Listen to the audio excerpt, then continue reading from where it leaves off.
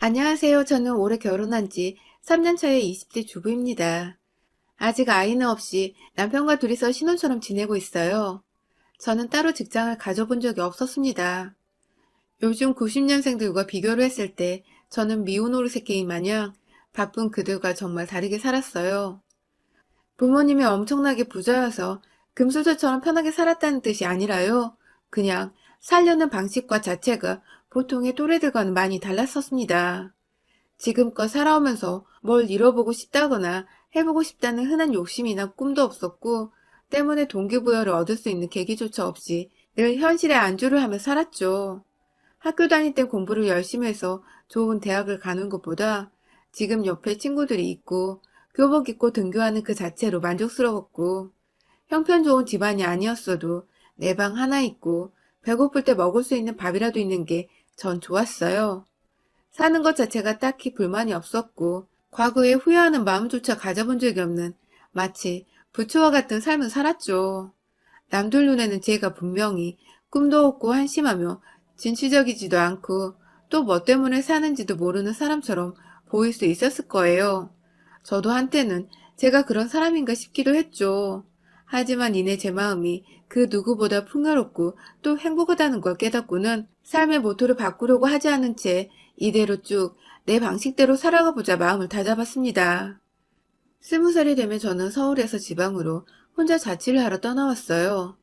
부모님의 간곡한 부탁으로 안 가려던 대학까지 억지로 지방에서 다니게 되었었거든요.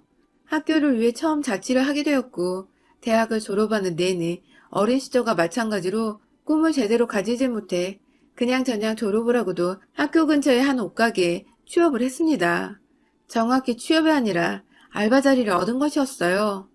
전공 자체가 성적에 맞춰간 거라 딱히 흥미를 느낄 수도 없었기에 취업 준비를 제대로 했을 리가 없었고, 그래도 제 스스로 월세를 내고 독립적으로 살자는 마음에 알바를 구했는데 이게 생각보다 제 적성에 맞았어요.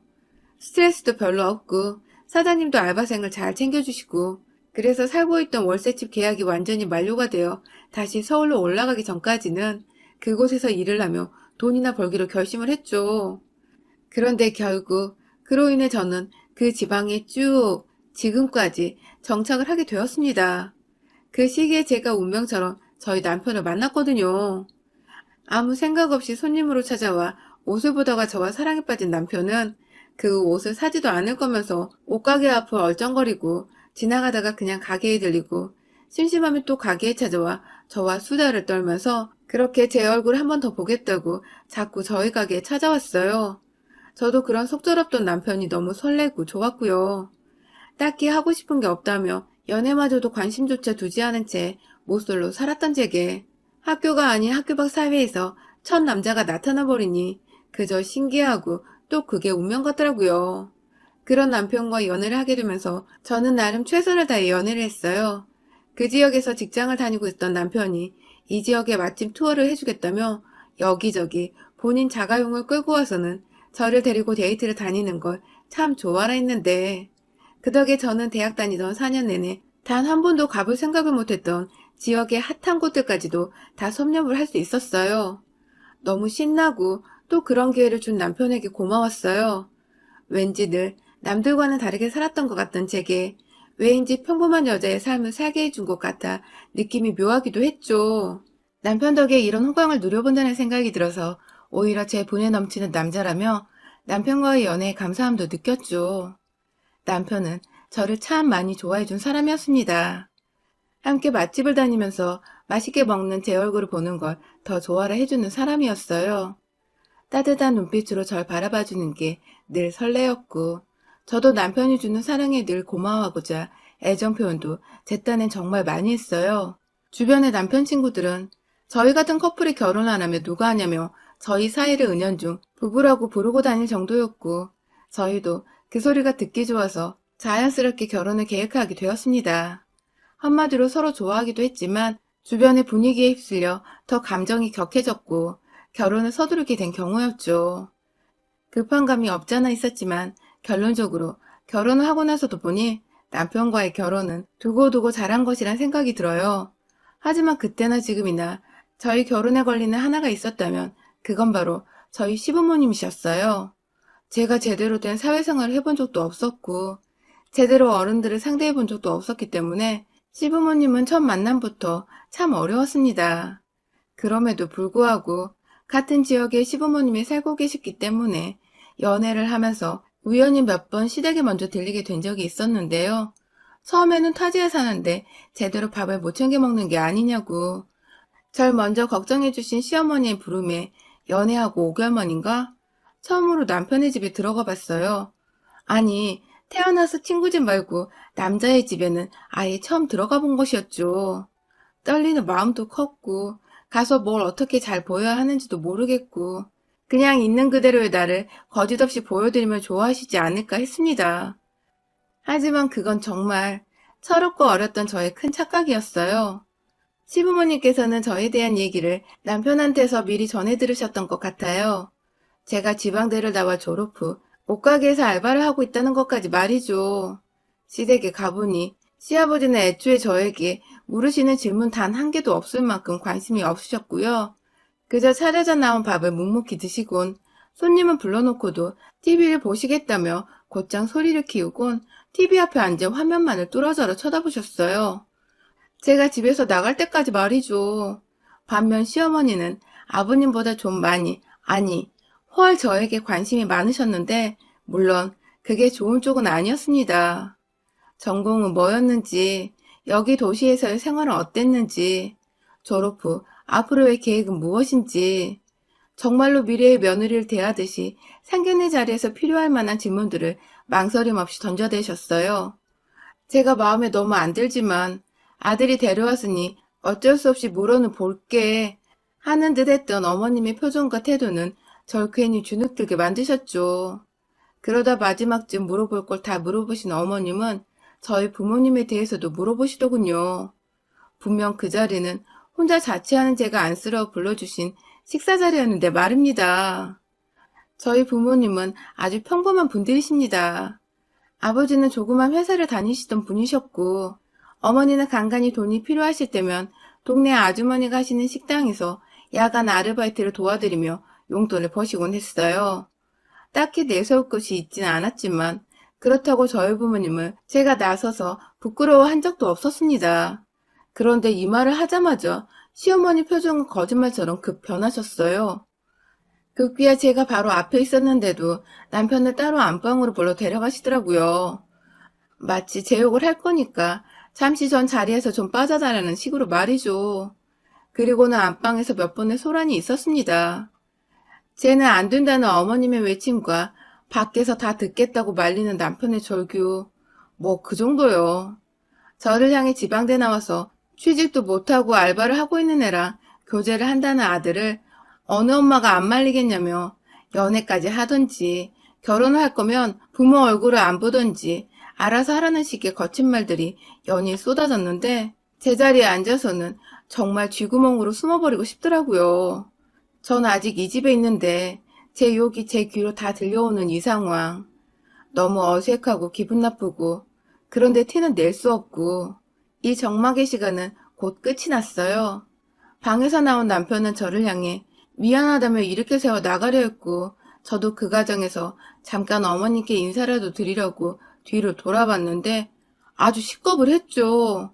두 팔을 허리에 올리시고는 입으로는 뭔가 욕설을 걸쭉히 중얼거리시며 절 죽일 듯이 노려보고 계셨던 어머니. 그게 저와 시부모님의 첫 만남이었던 일이었습니다.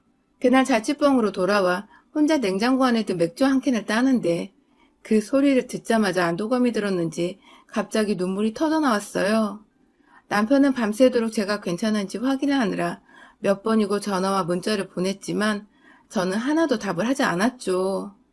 이런 취급까지 받아가며 결혼을 하고 싶지가 않았으니까요. 하지만 정말 희한했습니다. 남편이 자꾸 미안하다고 매달리니 이 사람이 좋아서였는지 남편이 금세 또 보고 싶어졌고 그로부터 일주일 정도 후 시어머니가 저를 다시 초대를 한 것이었죠. 남편이 그간 얼마나 지랄지랄을 했으면 아들한테서 완전히 넉다운 돼서는 저한테 사과 기회를 달라며 또 집으로 초대를 하셨을까 싶어서 괜히 저도 궁금하더라고요. 뭐라 사과를 하실지. 다시 찾은 집에서 어머님과 아버님은 사뭇 달라 보이셨어요. 보다 제게 친절하셨고 기분이 나쁠 만한 말은 신경 써서 거르고 계시다는 게 눈에 다 보일 정도였죠. TV만 보던 아버님은 억지로라도 대화에 있어 보려 할 말도 없으신데 제 옆에 꼭 붙어 계셨고, 어머님은 뭔가 많이 불편해 보이셨지만 제 기분 맞춰주신다고 전처럼 무례한 모습은 보이지 않으셨어요. 그리고 그날 이후로 두 번의 만남을 집에서 더 가지며 저희 커플은 어떻게 하다 보니 결혼 승낙을 받게 되었고 결혼을 했습니다. 그 사이 저희 부모님이 지방으로 내려와서 상견례 자리도 가졌었는데 그때도 부모님께 한 차례의 결례도 없이 세상 예의 있고 선한 모습이셨고, 그 바람에 지난날 시부모님이 절 반대했었다고는 상상도 못한 저희 부모님은 이런 결혼 자리가 또 어디 있겠냐며 적극적으로 저희 두 사람의 결혼을 지지해 주셨죠. 저도 시부모님이 다 변하신 줄 알고 멋모르고 좋아라 했고요. 하지만 결혼 생활 3년 차인 지금 저는 그 모든 이유가 다 이해가 되었습니다. 그건 오로지 저를 괴롭히기 위한 저희 시어머님의 확고한 작전이었다는 것을요. 살아보니 남편은 꽤나 시부모님께 큰 소리를 잘 내는 사람이더군요. 아들이 남편 딱 하나뿐이었던 저희 시부모님은 그런 남편의 말을 껌뻑 죽거나 혹은 무조건 복종을 하는 식의 약간 평화로운 가정의 모습과는 대비가 되는 그림이었습니다. 그렇다고 남편이 폭력적이거나 마냥 거친 사람은 절대 아니었지만 왜인지 필요 이상으로 시부모님이 아들 앞에서 기죽어 사는 모습이었죠. 아마도 저와의 결혼을 반대한다고 제 앞에서 큰 소리를 내고 난 그날 후에도 남편이 저 없을 때 집에 가서 된통 한바탕 난리를 피웠겠구나 하고 예측이 충분히 가능하더라고요. 그 덕에 제가 남편과 결혼하긴 했지만 사실상 결혼한 후 남편이 늘 제 옆에 있지 않는다면 남편의 힘은 무용지물과 다름이 없었습니다. 결혼을 하며 저는 이 지방도시에 완전히 정착을 하게 되었습니다. 취업할 능력이 없기도 했고 남편의 뜻에 따라 알바도 그만두고서 주부로만 지냈고요. 그런데 시어머니께서 남편이 출근하고 제가 집에 혼자 남아있으면 절 그렇게 시댁으로 직접 부르시더라고요. 처음엔 같이 밥만 먹자 하시더니 점점 요리를 가르쳐 주겠다, 혹은 같이 요리 좀 하자는 무언가 제 도움을 필요로 하는 이유로 절 불러내셨어요. 지난 3년 내내 저는 시댁에 이유 없이 불려가 어머님 옆에서 말동무가 되어드리며 집안의 반찬까지도 직접 담궈내야 했어요. 네, 완전히 가사도우미 격으로 시댁에 불려가던 것이었습니다. 반찬만 만드는 거면 차라리 편했어요. 제가 혼자 부엌에서 요리 한 상 차려놓고 반찬만 만들어 놓고 나오면 되었으니. 하지만 명절에 명절 음식을 준비하거나 김장철이 되면 여기저기 어머님과 어머님 친구들까지 모두 한자리에 모여서 다 같이 요리 품앗이라는 바람에 일거리가 정말 상당했습니다. 다른 집들은 정성이 중요하다면서 남의 손을 타지 않던데 저희 어머님은 그닥 제사가 중한 집안도 아니었고 주변에 비슷한 친구분들이 많으셔서 그런지 사소한 명절 음식부터 김장까지도 다 친구분들과 함께 해결을 하셨어요. 그 바람에 저는 안 그래도 어려운 시댁에서 시어머니 친구분들까지 상대를 해야 했죠. 뭐라도 같이 요리를 하고 먹다가 떠들다 보면 좋게 하루 반나절이 훌쩍 넘게 함께 있어야 했고, 한두 번도 아니고 매번 3년을 꾸준히 어머님 부름에 나가서 집안일을 도맡아 하다 보니 이제는 시어머님 친구분들도 다 제 이름을 외우고 편히 불러주시는 정도가 되었죠. 그렇게 나가면 저는 정말 허리가 끊어져라 일을 했어요. 한 6명 정도 모이시는 어른들 사이에서 가위과자 와라, 양념 더 쳐라, 시다버리를 다 들어야 했고, 집에 오면 아직 20대인데 허리가 끊어지는 기분이 들 정도로 몸이 피곤했어요. 그래도 큰 미움 없이 이렇게 찾아주고 불러주시는 것만으로도 결혼 생활 중 다행이라 생각을 하며 찾아갔던 것인데, 얼마 전 그랬던 저의 마음을 몽땅 쓰레기통에 집어넣게 만든 일이 생겼습니다. 그날도 역시나 남편이 출근하고 혼자서 여유롭게 빨래를 돌리고 있는데 시어머니 전화가 걸려왔어요. 김장철인데 왜 먼저 도와드려야 하는지 안 물어보냐며 전화를 받자마자 화부터 내시더라고요. 저는 졸지에 사과부터 드려야 했고 바로 시어머니 부름을 받고 또 시댁에 달려갔어요. 가보니 예고도 없이 시댁 거실 한가운데에 시어머니 친구분들이 쪼르르 앉아 계셨습니다. 인사를 드렸으나 역시나 저는 본체만치 하며 본인들 수다 떠는 것에 정신 없으시더군요. 조용히 혼자서 어머님들 따라 장갑을 끼고서 자리에 앉았습니다. 그리고 어머니 눈치를 보며 비비고 계시던 양념에 도와드리겠다고 손을 쭉 넣었어요. 그런데 그 순간 절 본체만치 하고 계셨던 어머님이 "아우 예!" 하면서 제 손등을 딱 때리시더라고요. 어설프게 손을 섞지 말라는 뜻이었죠. 그 바람에 전 사람들 틈에서 무한하게 손을 빼내 그 자리에서 얼음처럼 가만히 앉아 있었고, 시어머니는 그런 저를 보며 하시고는 다시 친구분들과 수다를 떨며 김장 양념을 버무리셨습니다. 어머님들이 나누시는 대화의 주제는 늘 한결같았어요. 자식 자랑 얘기, 아니면 결혼하고 나서 생긴 며느리 얘기였죠. 어머님 친구분들 자녀들 중에는 아들이 하나씩 꼭 있었고, 다들 나이대가 저희 신랑과 비슷해서 결혼을 했거나 결혼할 사람이 다 있었는데요. 그 바람에 저는 꼭 모르는 여자들의 스펙부터 시작해서 그 여자들이 시댁에서 시어머니께 하는 행동을 들어야 했습니다. 대체로 자기 자랑을 많이들 하시는 분들이시라 며느리 얘기도 대다수 칭찬으로 가득했어요. 좋은 대학 나와서 손주 머리가 좋을 것 같다며 며느리가 똑똑한 걸 자랑하는 분도 계셨고, 사돈 집안이 좋아서 애물애단을 가득 해왔다며 좋아 죽으려는 분도 계셨죠. 며느리가 변호사라서 바빠 얼굴 보기 힘들다고 보기 좋은 투정을 부리는 분도 계셨고, 아무튼 다들 저희 어머니가 들었을 때 배 아파 죽는 그런 말들을 던지며 하하호호 웃고 계셨어요. 문제는 제 옆에 계시던 시어머니가 그 소리를 들으며 아무 말도 못 하시더라고요. 평소 말도 많고 웃음도 많으신데 꼭 다른 집 며느리 자랑 얘기만 나오면 입이 꾹 다물어지시는 어머님의 태도는 전 늘 죽을 죄를 지은 죄인 마냥 그런 어머니 보기가 죄송해 고개를 숙이고 있어야 했어요. 함부로 말을 꺼낸다가는 어머님이 닥치고 가만히 있으라며 제게 화풀이를 하실 게 뻔했으니까요. 뭐라고 있어야 할까 싶어 잠시 두리번거리다 뒤에 소금물에 담겨져 있는 배추가 보였어요. 각자 20포기씩은 가져가려고 하신 건지 큼지막한 바구니 여러 개 안에 거의 100포기가 훌쩍 넘는 배추들이 담겨 있었죠.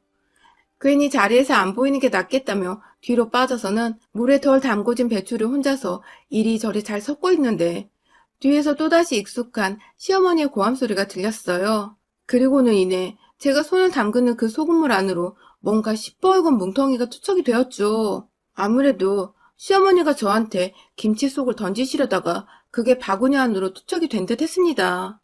너무 놀라서 몸을 피하며 뒤를 돌아보니 시어머니는 도대체 어느 부분에서 화가 그토록 나신 건지 씩씩거리며 제게 "가만히 있으랬는데 왜 자꾸 주변에서 얼쩡거려?"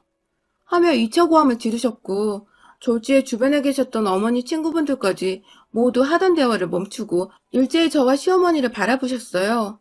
한 사람이라도 며느리한테 너무한 거 아니냐고 쓴소리를 할 법도 한 상황인데 정말 아무도 시어머니께 뭐라 말하는 사람이 없더군요. 모두의 관심 속에서 철저히 관심거리이자 외톨이가 된 그 순간, 시어머니는 친구분들 사이에서 자신만 자랑할 며느리의 장점이 없다는 생각에 속에서 천불이 날 대로 나셨던 건지 좀 더 거친 숨소리를 몰아치시며 씩씩거리셨고, 급기야 빨간 김치 속에 다 묻어있는 장갑을 낀 채 저의 긴 머리를 잡아 끌어올리셨어요. 순간 끌려진 제 표정에 본인도 흠칫 당황한 듯 보였지만 이내 친구들 앞에서 더 망신살을 당하고 싶지 않았던지 제가 완전히 자리에서 일어서자 방 안으로 들어가 있으라는 손짓을 지으며 말하시더라고요. "공부도 못해 친정도 묵사발해 능력도 없고 넌 왜 사니?" 하고 말입니다.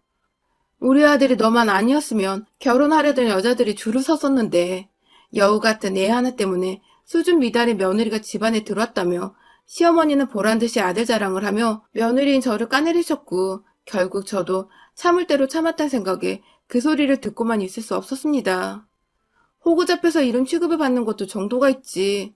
제 머리카락에는 김치 속이 묻어나고 여기저기 시어머니 때문에 어지럽혀진 것이 정말 냄새도 나고 다 짜증나고 미쳐버릴 것 같았어요. 그만 저도 "야!" 하면서 시어머니께 고함을 질러버리고 말았습니다. 참다 참다 순둥이 며느리였던 제가 터져버리고 만 것이었죠. "이게 보자보자 하니까?" 하면서 인상을 팍 쓰고는 시어머니 앞으로 다가갔어요.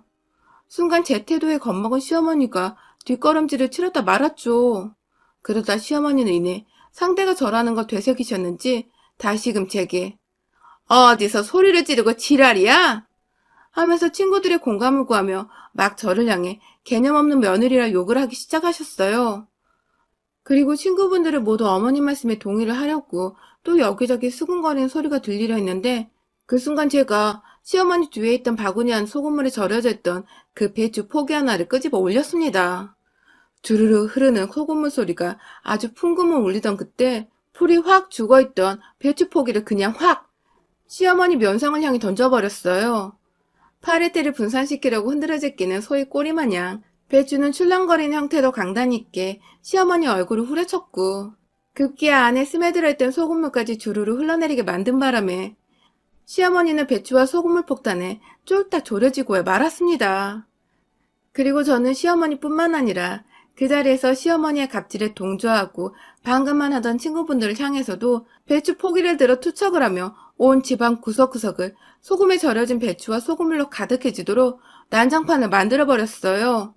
그리고는 다신 절 부르지 말라고 시어머니를 향해 삿대질을 하곤 남아있던 배추 절이던 바구니들과 김치 속 담그던 대야까지 다 엎어버리고는 그 자리를 빠져나왔어요.